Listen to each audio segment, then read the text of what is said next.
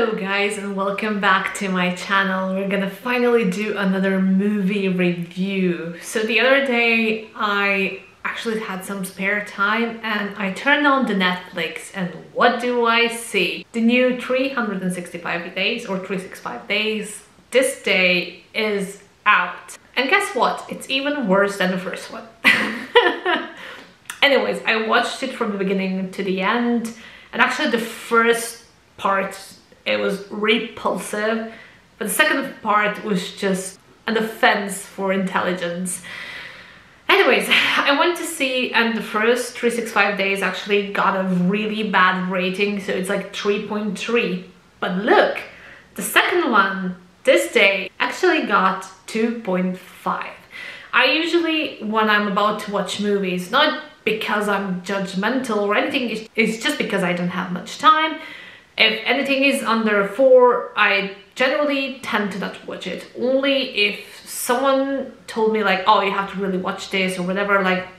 Anyways, I didn't see the rating before I saw the movie, and I thought, like, in the light of the movie reviews that I was doing, maybe this one would be good.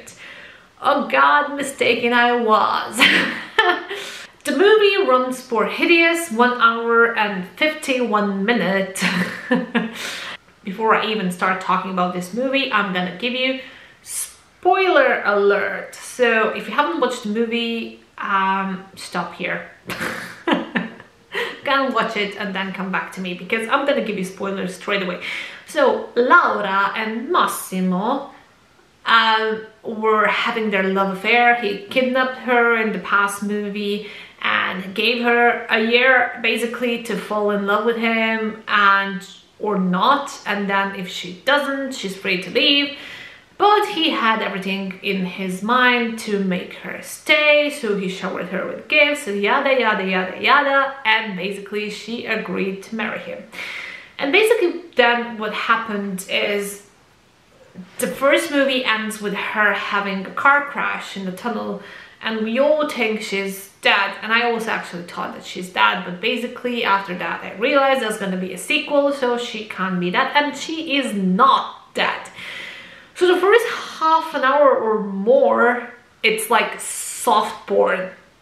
I am not even joking. Some of the sex scenes are just way out of normal stuff that you would see in a movie, and if I was watching this with my family or with my father, I would cover my head with a box, because some of these scenes are like no. Some of these scenes are just no. This movie was a sad attempt of kind of copying 50 Shades of Grey, but not having this successful businessman that's into BDSM, having this Italian Sicilian mafia guy that basically kills people for a job, you know, like, and then I don't know, he's into rough stuff, and gives this awful idea, that all women that are into BDSM are also into money, and it disgusts me at this point. So I would like to see like a movie where BDSM has nothing to do with money. It's just a play between totally two normal people that go back to their day work jobs and are happy and fulfilled with whatever. But no, we have this amazingly rich people that, as an excuse to rape you after, shower you with gifts, and that's, I don't know, I guess something that we women love.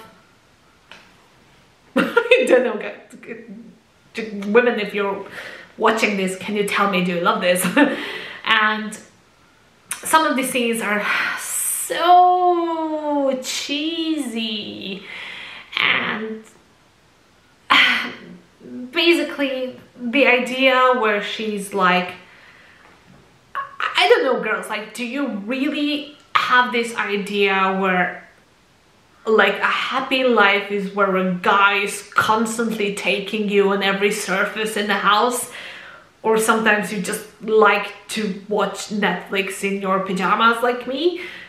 No. I don't think that this kind of lifestyle that they have in the first half an hour is anything to do with reality of a relationship whatsoever. But okay, this is a movie, so it's a fantasy, right? Then there's this friend of hers that's also hooks up with one of his friends, and they're all very cocky, like, I am gonna show you now that I am an independent woman, but then can you give me like $10 to buy myself a coffee? It doesn't work that way, girls. So anyways, like the first half an hour were just, I was strongly at the point where I wanted to stop this hideousness, but I was like, no, you know, if I'm watching it, I am gonna do that review for you, so I'm just gonna bear it to the end. And basically, all of a sudden, Massimo has a twin brother, which is a wicked man. I mean, wicked, I mean, this guy's a criminal. But anyways, this one's worse. This one kills everyone, and this other Massimo, he just kills the ones that he doesn't like. And then there's this sexy gardener that's actually also a mafia son from this, and it's just the story. Oh wow, the story is like, it hurts. The story hurts. The storyline basically hurts. I don't know who could chew this up, but even if it ends up in your mouth, just spit it out. And it's, I don't know, at somewhere like, at some point where this guy that's apparently a gardener in the estate, Massimo's estate, he takes her away from him because she thought that he was cheating on her, and he has this amazing house with a pool and has another house beside the sea, and it's all super luxurious, but he's a gardener. And she's like, I trust you. I trust you. I do. You are a gardener, 100%. And the second movie ends up with her again getting shot and dead.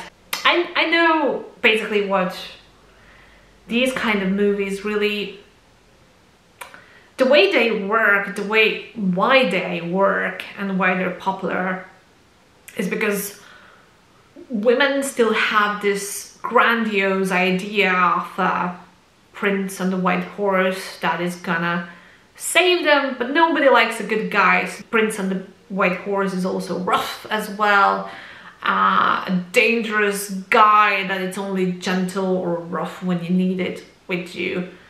And it's a lovely fantasy. It's something that we all sometimes would love to have, and it's a point of security for all of us, and it is a fantasy, which I have nothing against. I mean, I like this fantasy as well, but man, aren't they better stories in cheap erotica magazines that these guys could have used as a script.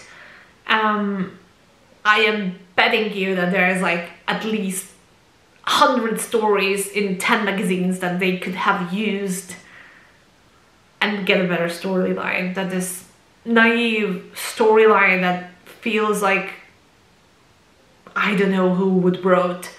Someone who has nothing to do with even women's mind or fantasy that we would be into. And also, why would you have these soft porn scenes that have no place to do in movies, especially not movies that are on Netflix that anyone can turn on and watch, and even by mistake you're like, oh, 365 days, what is this? And I turn it on in front of my family and everybody's like,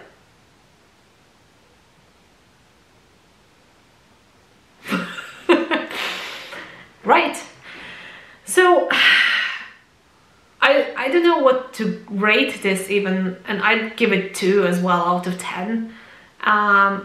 The only good thing in the entire movie might be the music. I've heard a couple of like cool songs, so whoever was writing music, the music is not too bad at all. The scenery is lovely as well. The scene, so the cameraman that had nothing to do with the storyline, they did pretty good job with, you know, beautiful scenes, just like scenes that you would love to see. Like Italy is beautiful, right? And the places they rent for recording the videos were lovely as well. Great angle. Actors, I don't know, they were fine, I guess. Nothing special. I mean, you need a good script to work with, so I wouldn't, you know, like rate actors based on a shitty script that is just hard to work with. So yeah, it definitely isn't a movie that I would enjoy watching again. I didn't rewatch the first part either. I just watched it once, it was enough for me. This is gonna go the same bucket where I don't think I'm ever gonna watch this movie again. So guys, if you're in a good story, watch Secretary, and if you're into soft porn, watch The Story of All. And that's what I want to say to you if you don't want to waste time on this BS. And this was the 365 days this day movie review, or the bullshit review. I'm gonna see you soon and enjoy the day. Bye.